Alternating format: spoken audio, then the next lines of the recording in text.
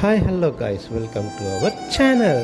நாங்கள் சின்னமலையில் லொக்கேட் ஆகிருக்க யமகா ஷோரூம் தாங்க வந்திருக்கோம். அங்கே நம்ம ஃப்ரெண்டு தான் இருக்கார். ஆக்சுவலாக அவர் தான் நமக்காக வண்டி எல்லாமே பார்த்து கொடுத்தது.